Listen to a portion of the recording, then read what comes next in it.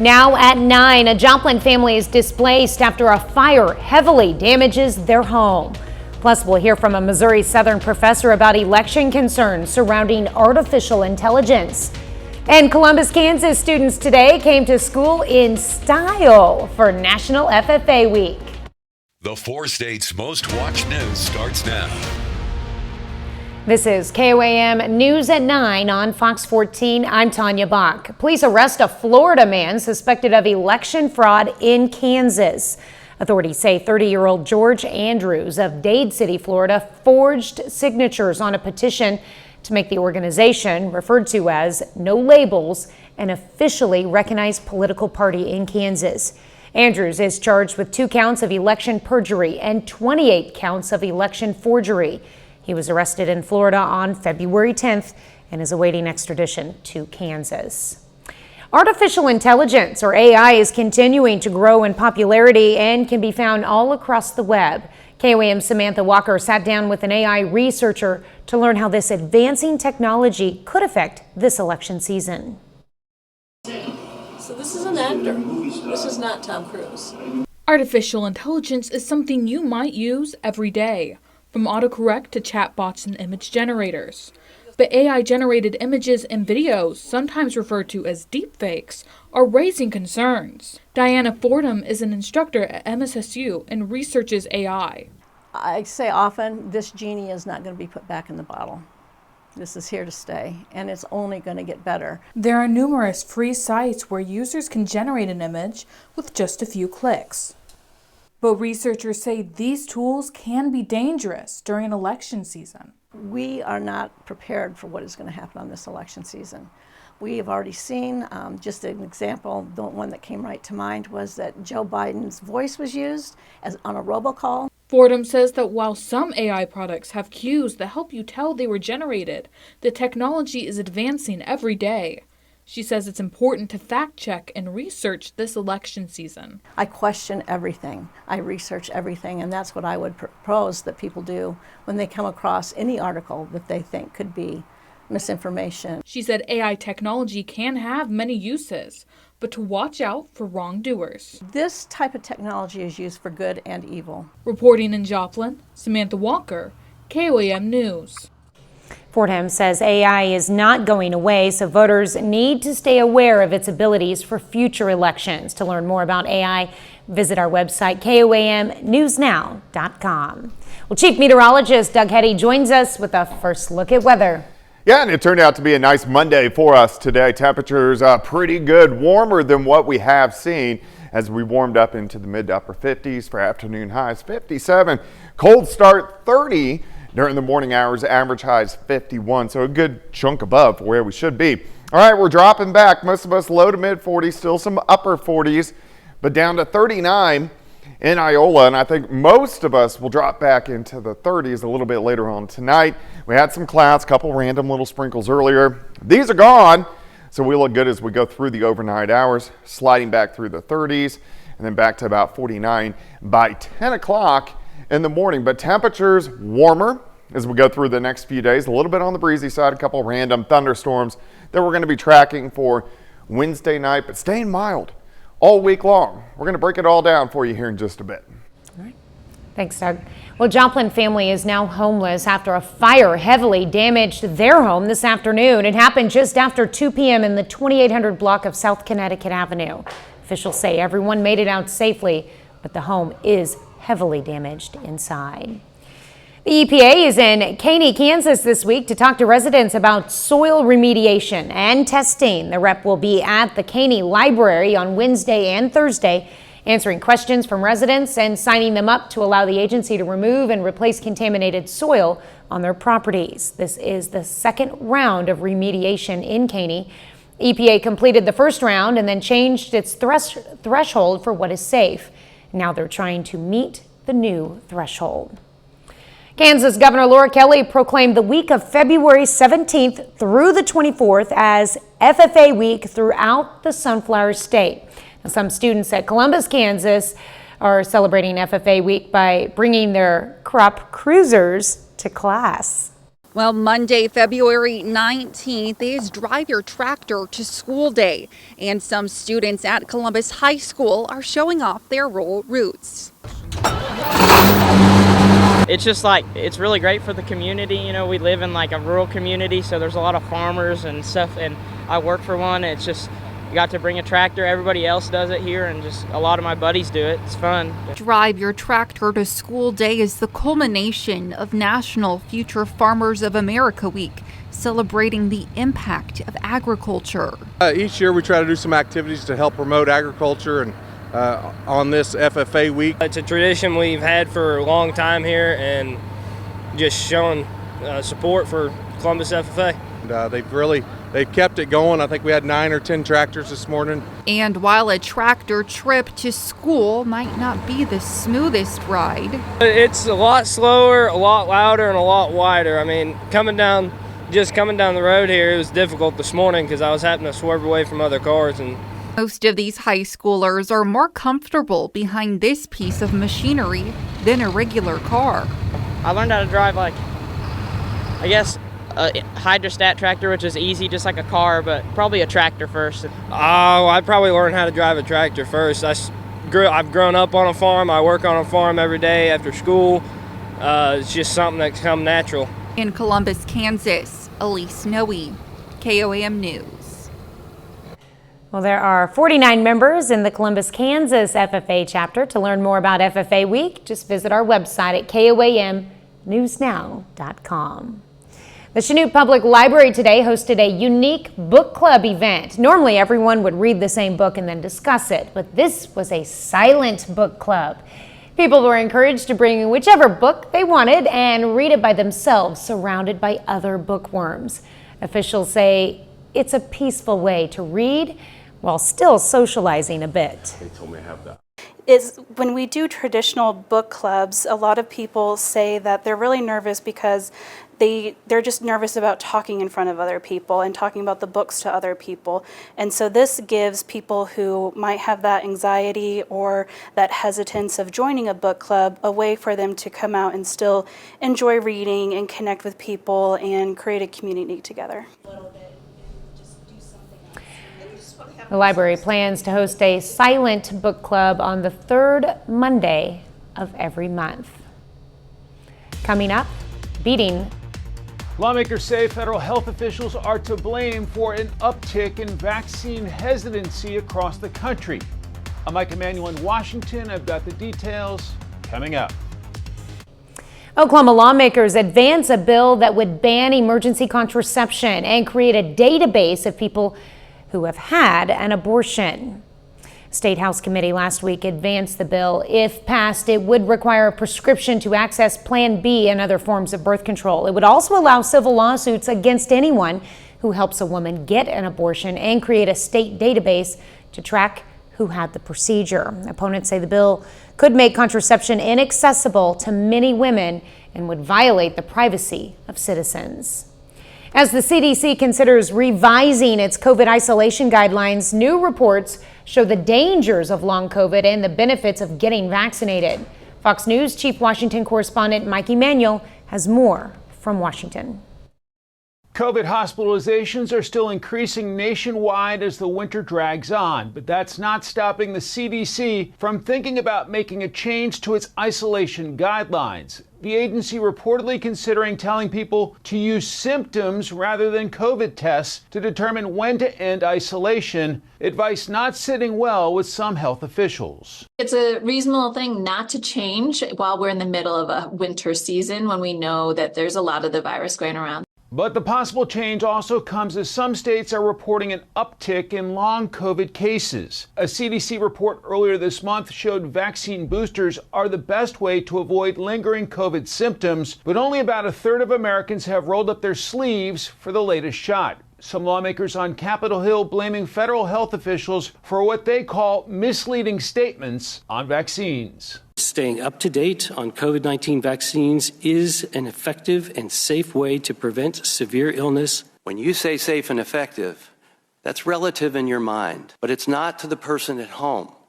They hear 100% safe and 100% effective. But the CDC and FDA still insist vaccines are the best way to stay healthy if you get COVID-19. Though they may not provide perfect protection, vaccines can often prevent the most serious consequences of disease, including hospitalization and death.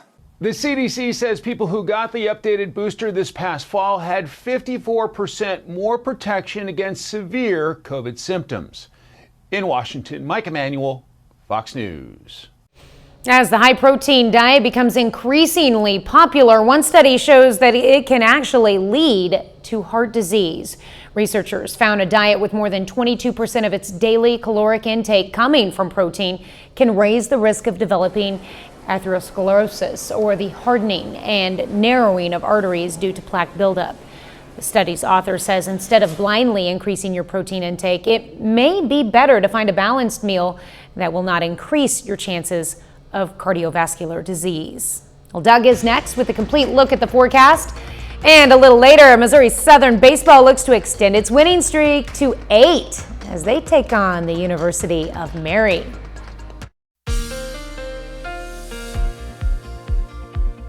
Well, it turned out to be a great Monday for us today after we saw a big cool down. So this was last Friday. Saturday, we had below average temperatures, of course, the blue days, and then back above average yesterday, 52, 58 for us today. So it's been warming up a little bit more. But unlike January, which was mainly below average the entire month, this month has mainly been above average, and we're going to see that really all week long. Here's a nice shot. This is our Cornell Arts and Entertainment Complex tower cam. We're looking downtown, northeast, right through downtown. Looks pretty good. We had some clouds out there earlier. Those are gone. We look fine as we go through the overnight hours. Tonight it's just going to be chilly. Dropping back mainly through the 40s across the board. I think most of us will drop into the 30s later on tonight. 48 southerly winds, 5 to 10. Visibility is at about 10 miles. It was a little breezy earlier today. These are starting to diminish a bit, which is good, but still it's going to be a little breezy as we go through the next couple days. All right, we had some clouds during the evening hours, even a couple little sprinkles rotated through, very small, little wave now across south central, southeastern Missouri. Besides that, we look good. Big storm system out across the western third of the country, which is causing a lot of havoc for parts of California. But this wave is really going to flatten and weaken as it starts to push in toward us as we go through the next few days. So let's watch it. It kicks out into the central plains by late Wednesday. This could give us a few scattered thunderstorms. This is going to rotate east. We look nice most of Thursday. Friday looks good. Saturday looks good. All weekend long. So we get this nice stretch of pretty good weather. And then here comes another storm system. This is going to be next Monday. Could be a stronger one right behind it. So next week by far is going to be more active than what we're going to see this week. So a few isolated thunderstorms late Wednesday night, a higher at least chance to get some thunderstorms in here as we go into next Monday. So that's something we're going to keep our eyes on over the next 6 to 7 days. All right, let's go through time for you tonight. We drop back near freezing. Overnight low, 33, 34 degrees. Sunshine tomorrow by noon. I think most of us into lower 60s. By afternoon, I think we're going to get into the upper 60s, 66, 67, 68 degrees. Tomorrow night looks good, not as chilly. Upper 40s for overnight lows. Clouds start to increase.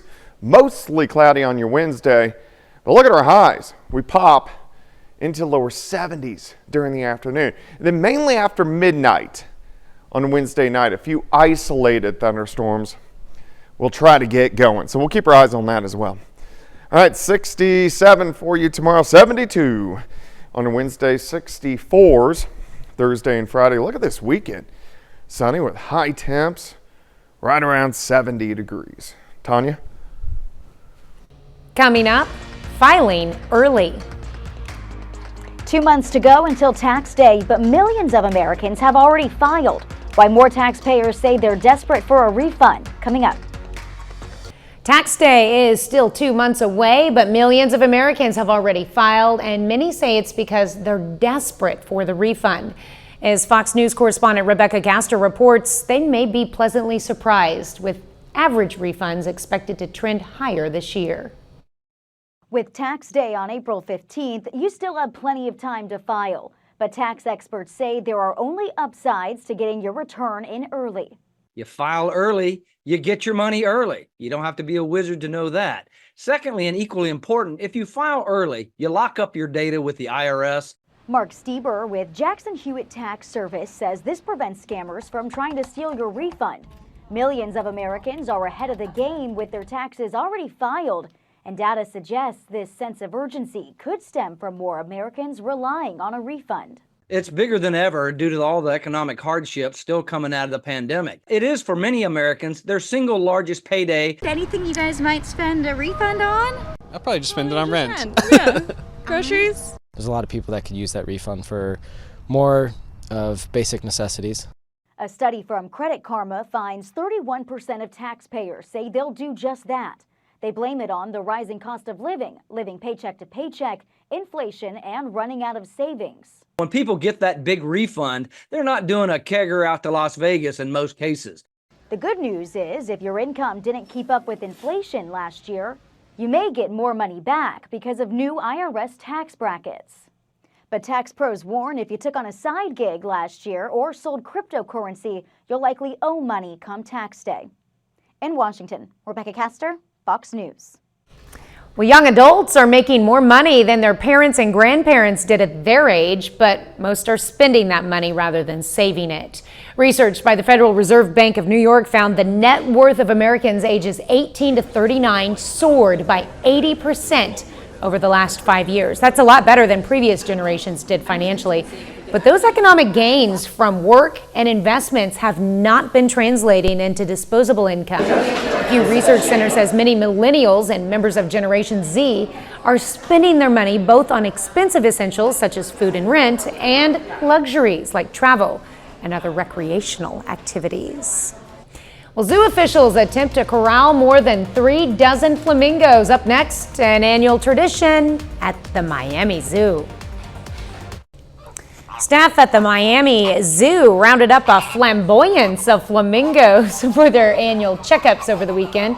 They herded the colorful birds into a corral where veterinarians set up a mobile clinic to treat them. The zoo says it's important to keep a close eye on their health, as wild animals are adept at hiding their health issues. 30 more minutes of news, weather, and sports coming your way. It's President's Day. We test 4-state students' knowledge about our leaders, past and present. And as Russian aggression grows, our current president calls on Congress to pass more aid for Ukraine and Israel. You're watching the 4 States Most Watched News. This is KOAM News at 9. I'm Tanya Bach. Today is President's Day, but how much do people in the 4 states actually know about our nation's leaders? KOAM's Anthony Saviello interviewed students, young and old, putting their presidential knowledge to the test. An extended weekend for kids in our area thanks to the federal holiday we have come to know as President's Day. Do you know why you're out of school today? Parent-teacher conference. Close. Wrestling tournament? No. Do you know why you're not in school today? Not really. Today is President's Day. For kids, Monday may just be another day off school. But how much do they know about our nation's presidents? Very first president of the United States. Donald Trump? Now, President's Day falls on the 3rd Monday of February every year. But do 4-staters know why it falls on that particular day? Maybe college students know a little better. Why do we celebrate President's Day on this day? Whose birthday does it fall on? I have no idea. George Washington? That is correct, Okay. yeah. Is that when the White House burned down? No, that is not when the White House burned down. Surely they know the faces of the presidents carved into Mount Rushmore. Abraham Lincoln, George Washington. John F. Kennedy. Yeah, JFK. No, that is not. No. Lincoln is up there. Jefferson. Roosevelt, Teddy. Is Abe Lincoln up there? He is. Theodore Roosevelt. Correct. That's Okay. 3. Thomas Jefferson. Come on, man. Though many know that George Washington was the first president and Joe Biden is the current president, some fun facts we just don't realize. The fact that James Madison was the shortest, and the fact that William Henry Harrison only spent 31 days in office sometimes go overlooked. But it's important to remember our nation's history and the leaders that carried us to where we are now. Reporting in Pittsburgh, Anthony Saviello, KOAM News. Well, some other fun facts you may not know about our presidents is that James Garfield was the first known left-handed president, and Theodore Roosevelt was the youngest president to take office. KOAM's Great American Flag Swap is back, and today we held our first flag swap event of the year at the Roper Honda dealership in Joplin. And like always, folks were able to bring their old tattered flags and get them exchanged for a new one. We then take the old ones and have them properly disposed of. It actually helps rejuvenate patriotism in our nation. Too oftentimes I think we take the flag for granted and what it represents, and I feel this was one great way to just reignite that patriotism. The next flag swap will be on May 21st at Jake's Fireworks in Pittsburgh. As efforts to pass a border bill with aid to U.S. allies stalls in the Senate, a bipartisan group in the House is taking another stab at it, writing their own version. Fox News correspondent Connor Hansen has more from New York. Tensions are rising with Russia following the death of vocal Putin critic Alexei Navalny and Russian troops advancing in Ukraine. With the ongoing surge at the southern border and the escalating war in the Middle East, President Biden is ramping up pressure for Congress to act. The way they're walking away from the threat of Russia, the way they're walking away from NATO, the way they're walking away from meeting our obligations, it's just shocking. A bipartisan group in the House now has its own version of the bill. For 1 year, it proposes suspending the entry of inadmissible aliens at the border. It would also allow immigration officers to immediately detain and deport certain migrants and bring back the Trump-era Remain in Mexico policy. We are having the discussions in Congress, in the House, concerning the issues of funding not only Ukraine but Israel and Taiwan. There are many members of the House that want to have the discussion about what is the path forward on funding for all 3 of those entities. The bipartisan proposal provides more than $66 billion in defense-only funding for Ukraine, Israel, and Taiwan. The foreign aid has been narrowed down to critical military essentials and no longer includes humanitarian aid for Gaza. 10 members of Congress signed a letter supporting the new proposal. House Speaker Mike Johnson still has not scheduled the Senate's version of the foreign aid bill for a vote. In New York, Connor Hansen, Fox News. Well, a bit later, it's a wave season. We're going to show you how to score the best deals on your next cruise.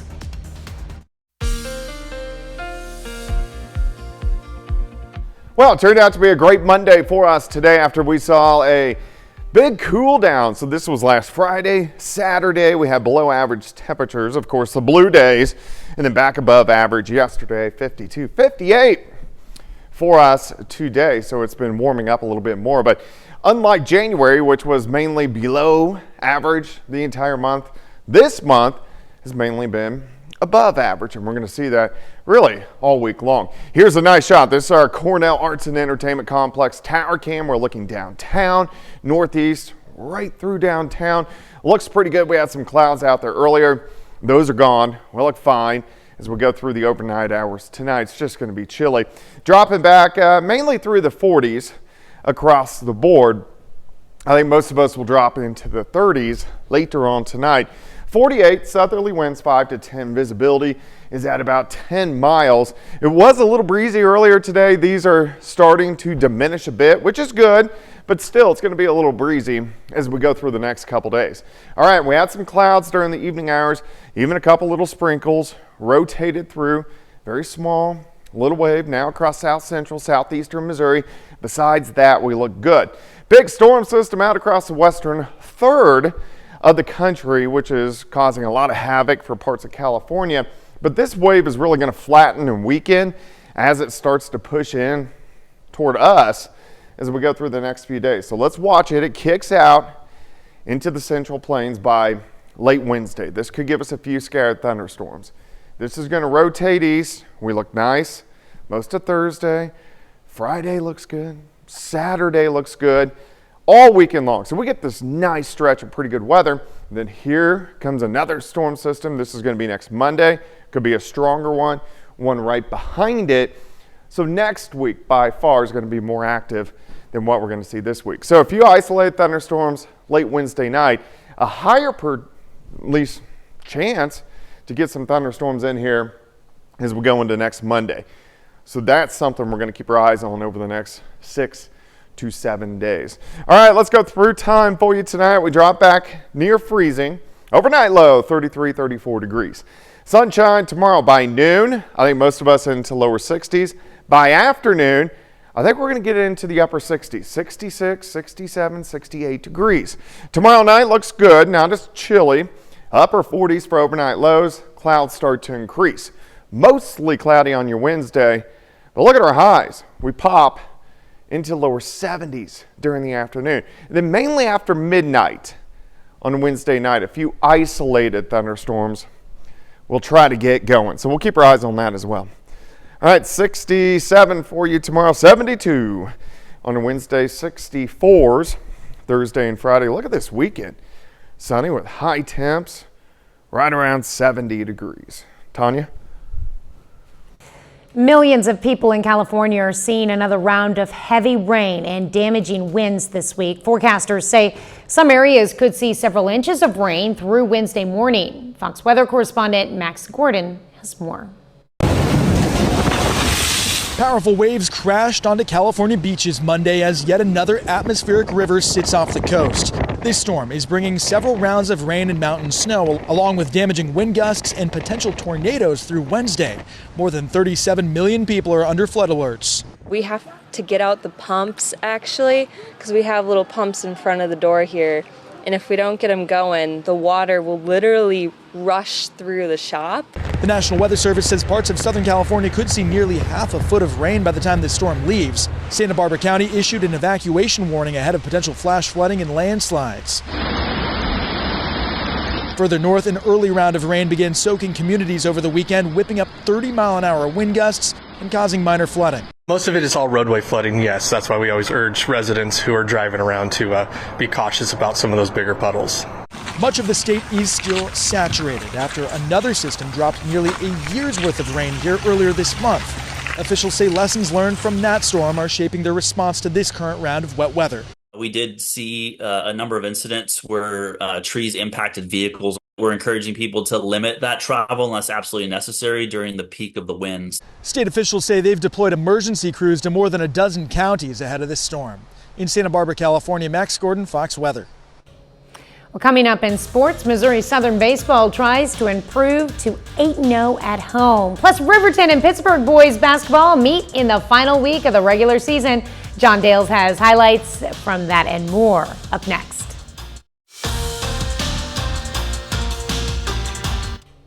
Missouri Southern baseball is picking up where it left off last spring. The Lions entered today at 10-2. They've won 8 in a row and are yet to lose while playing at Warner Turner Field in Joplin. University of Mary visits Joplin to face the 14th-ranked Lions. Bottom of the second inning, game is tied at 1. Henry Kuziak rips a double down the left field line. That'll score a runner, and the Lions take a 2-1 lead. Next batter, Ethan Clark, hammers this pitch into the gap in left center field, but check this out. UMary left fielder Michael Bolson makes the diving catch to prevent a couple runs from scoring. Marauders hanging around, third inning. Runners on the corners, they try a double steal, safe at second and safe at home. UMary jumps back in front 3-2. Bottom of the fourth, same score. Drew Townsend breathes some life into the Lions. He hits his second home run of the season. That ties the game at 3. Very next inning, still tied until Garrett Rice smacks this single into right center field. That's going to drop down. A run's going to score. Southern leads 4-3 at that point, and the Lions hang on down the stretch. They score 3 in the 7th and win their 8th in a row, 7-4, the final score. It's the final week of the regular season for high school basketball in Southeast Kansas. Pittsburgh boys hoops hasn't lost in the month of February. Purple Dragons winners of 7 in a row. Pittsburgh boys basketball takes its 7-game winning streak on the road to Riverton. 3 minutes left in the second quarter. Purple Dragons leading by 10 when Mason English gets a steal. He's going to finish this layup in transition and get fouled. Pittsburgh would lead by 11 at half. Third quarter, Clock North connects on a corner 3. That trims the deficit back to single digits. Purple Dragons really never had to sweat much though. English gets 2 more off the dribble handoff on an inbounds play. Then he gets his teammates involved. How about this behind the back pass to Chase Hembry, who finishes with a point blank shot. A little bit later, Jaden Brown catch and shoot 3. That's pure. And back to that inbounds play. This time, English finds Nate Mitchell with a no-look pass. The Purple Dragons run away with it. 74-41, the final score. They get their 8th consecutive win. Carl Junction girls basketball lost in the final 10th of a second in its last game. That was against Ozark on Thursday. Tonight, senior night for the Lady Bulldogs. And they get a hard-fought win, 53-42 over Webb City. Callie Scott leads all scorers. The Oral Roberts commit scores 18 points to go with 11 rebounds at her senior night. Desi Williams chips in 17 points in a winning effort. Carl Junction's final regular season game this Thursday at Republic. That's a look at sports. Back with more news after this. Does the winter weather have you dreaming of getting away? It does for me. Now is a great time to book a cruise and score some big deals. Jen Sullivan explains why. It's time to start cruising for a deal. Major cruise companies are offering big discounts right now. It's known as wave season. Wave season is the time of year when the entire cruise industry goes on sale. Wave season starts in January and runs through the beginning of March. You don't need to travel right now to score the deals. Travel expert Emily Kaufman says you can book a cruise all the way through 2025. You just need to book the trip now. So, what kind of deals are we seeing? They've got added value offers with things like 2-for-1 sailing, cabin category upgrades, credits to be used on board. From river cruises to luxury ships, anywhere around the world, this is the time to score discounts. Right now, Norwegian Cruise Lines is offering a 2-for-1 deal. That's on many of their cruises, even the European destinations. They're also offering a savings of $1,000 for free 3rd or 4th guests on select dates. Royal Caribbean Cruises boasts up to $700 off, plus 60% off a second guest, and kids sail for free. MSC is offering 40% off and up to $400 onboard credit, but that deal only lasts until February 20th. Kaufman says cruises are a great way for families to save. For one price, you get your accommodations, your meals, your activities on board. If you are booking for a future trip, keep in mind that prices will be even cheaper if you book during an off-season time. And of course, you do have to factor in flights if you have to fly to the port city where the cruise departs from. For Consumer Watch, I'm Jen Sullivan. Well, Adam Sandler wins a People's Choice Award but lays claim to another. Find out what he really wants coming up. Award season continues for Hollywood, and Sunday night the People's Choice Awards honored movies, TV series, and more. Here's Fox's Ashley Dvorkin with a recap. You made Barbie a global cultural phenomenon. The fans have chosen their faves, and Barbie is the People's Choice Award winner for Movie of the Year, while Barbie's America Ferrera won Movie Performance of the Year. The Hunger Games: The Ballad of Songbirds and Snakes star Rachel Zegler took Action Movie star kudos. This is the 6th time we won this award. The Show of the Year was Grey's Anatomy. Billie Eilish. Jeremy Renner presented Billie Eilish with TV Performance of the Year for Swarm. Tom Hiddleston accepted the sci-fi fantasy show trophy for Loki. The Last of Us star Pedro Pascal was named Male TV Star of the Year. Drama TV star was the morning show's Jennifer Aniston. The people's icon, Adam Sandler. Aniston introduced her friend Adam Sandler for the People's Icon Award. Hello, ladies and gentlemen. My name is Adam Sandler, and I am the sexiest man alive. For which he gave a speech for People's Sexiest Man Alive. The people's music icon, the legendary Lenny Kravitz, rocked out a medley of career-spanning hits. The music icon, Lenny Kravitz. He was presented his Icon Trophy by new Grammy winner Victoria Monet. Pop star Kylie Minogue and country music's Lainey Wilson also performed. I Spice! In music wins, new artist went to Ice Spice. The 49th Annual People's Choice Awards.